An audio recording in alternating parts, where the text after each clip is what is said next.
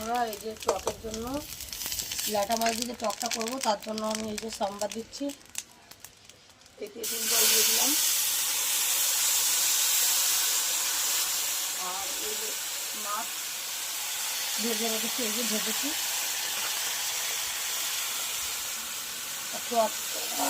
তেঁতুলটা না অনেক দিন থেকে ছিল তো ফ্রিজের মধ্যে, তেঁতুলটা কেমন একটা হয়ে গেছে। আর কড়াটা ভেবে এরকম ভেবো না, কড়াটা কালো, কড়াটা এই উনুনে রান্নাই হয়, এখানেই থাকে। আর গ্যাসে রান্না করার জন্য ভালো কড়া রয়েছে, তো ওই জন্য এই কড়াটা এখানে রেখেছি। তো বড়দির একটা কড়া রয়েছে কালো, আর এই একটা রয়েছে। বাইরে তো রোজ রোজ রান্না হয় না, 2-1 দিন ভিডিও বানানোর জন্য রান্না বান্না করি।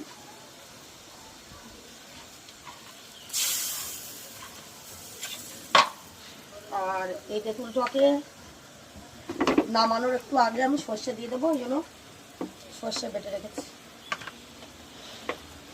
আর কে কে তেঁতুলটাকে সর্ষে দিয়ে খেয়েছো একটু বলো, কমেন্ট করে জানাও।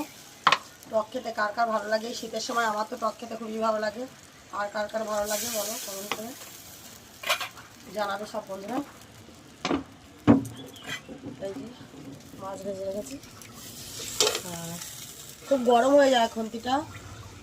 আর এই যে এতে মাছ দিয়ে দেবো, জলটা একটু ফুটুক, কাঁচা জল তো, একটু ফুটলে মাছটা দিয়ে ফোটাবো।